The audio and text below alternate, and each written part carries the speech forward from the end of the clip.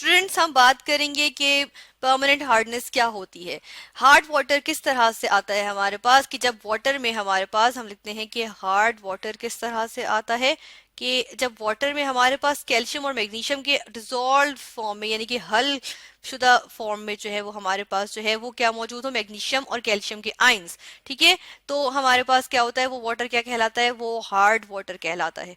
जबकि अगर in calcium और मैग्नीशियम आयंस के सल्फेट्स, ठीक है, और क्या मौजूद हो, क्लोराइड्स मौजूद हो, क्लोराइड्स, तो क्या होता है, तो हमारे पास आती है परमानेंट हार्डनेस। इसको परमानेंट हार्डनेस क्यों कहते हैं, कि अगर हम इस हार्ड वाटर को बॉईल करें तो ये जो है वो हार्डनेस हमारे पास रिमूव नहीं हो सकती। ठीक है, जिस तरह हमारे पास टेम्पररी हार्ड वाटर को अगर हम बॉईल करें तो हार्डनेस रिमूव हो जाती है, लेकिन परमानेंट हार्डनेस को रिमूव करने के लिए हम बॉइलिंग का प्रोसीजर नहीं अपनाते। ठीक है, तो हम ये देखते हैं कि हमारे पास जो है वो कैल्शियम और मैग्नीशियम के जो है वो मैग्नीशियम के और कैल्शियम के सल्फेट्स और क्लोराइड्स किस तरह से मौजूद होते हैं, डिसॉल्व फॉर्म में। और ये कौन से हैं, कैल्शियम सल्फेट, ठीक है, इसी तरह मैग्नीशियम का सल्फेट, फिर हमारे पास है कैल्शियम के क्लोराइड्स, ठीक है, कैल्शियम के क्लोराइड्स और मैग्नीशियम के क्लोराइड्स। तो ये हमारे पास अगर डिसॉल्व फॉर्म में हम लिख देते हैं कि ये जो है वो हमें डिसॉल्व फॉर्म में अगर हमारे पास मौजूद होंगे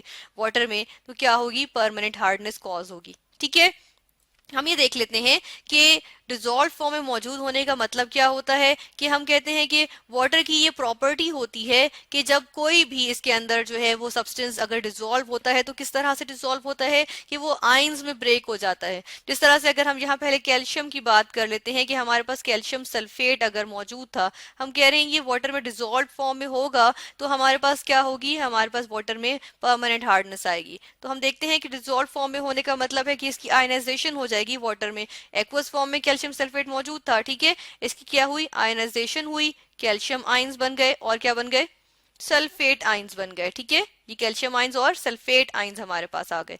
हम कैल्शियम के आयन को जो है वो प्रॉपरली लिख देते हैं, कैल्शियम बहुत बड़ा हो गया, कैल्शियम के, ठीक है, आयंस और सल्फेट के आयंस जो है वो हमारे पास मौजूद हो एक्वस फॉर्म में यानी कि डिसॉल्व फॉर्म में। ठीक है, डिसॉल्व फॉर्म में मौजूद होंगे तो हमारे पास क्या होगा, वो वाटर हार्ड हो जाएगा। ठीक है, और वो भी परमानेंट हार्ड।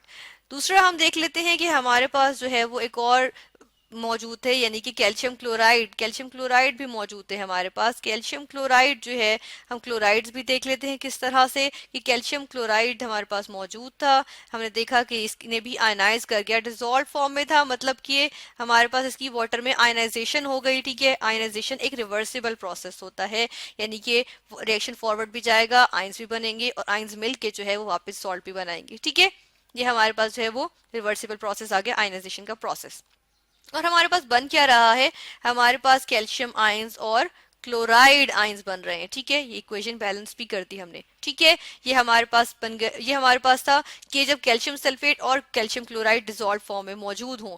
इसी तरह हम देख लेते हैं कि अगर हमारे पास जो है वो मैग्नीशियम सल्फेट और मैग्नीशियम क्लोराइड जब डिसॉल्व फॉर्म में मौजूद होते हैं तो ये कुछ रिएक्शन होता है हमारे पास क्या हो रहा है, हम देख रहे हैं कि जब मैग्नीशियम हमारे पास जो है वो डिसॉल्व, मैग्नीशियम का क्लोराइड जो है वो डिसॉल्व फॉर्म में मौजूद था, तो मैग्नीशियम के आयंस बन रहे हैं वाटर में और क्लोराइड आयंस बन रहे हैं वाटर में। और जब मैग्नीशियम का सल्फेट था तो भी हमारे पास मैग्नीशियम के आयंस बन रहे हैं वाटर में और सल्फेट आयंस बन रहे हैं वाटर में। यानी कि हम देख रहे हैं कि हमारे पास कैल्शियम, हमारे पास इन तमाम सूरत हाल में कैल्शियम के आयंस आ रहे हैं, ठीक है, और मैग्नीशियम के आयंस आ रहे हैं किस तरह से, वाटर में डिसॉल्व फॉर्म में, यानी कि ये वाटर में हल हुए हुए हैं, वाटर में शामिल हुए हुए हैं, जिसकी वजह से हम कहते हैं कि हमारे पास जो है वो क्या होता है, परमानेंट हार्डनेस आ गई। हम कहते हैं कैल्शियम और मैग्नीशियम आयंस मौजूद हो तो हार्ड हो जाता है, वाटर हार्ड हो जाता है। और जब हमारे पास इनके सल्फेट्स और क्लोराइड्स मौजूद हों तो हम कहते हैं कि वाटर जो है वो परमानेंटली हार्ड हो जाता है, यानी कि अगर इसको बॉयल भी करें तो हमारे पास हार्डनेस जो है वो रिमूव नहीं हो सकती। ठीक है,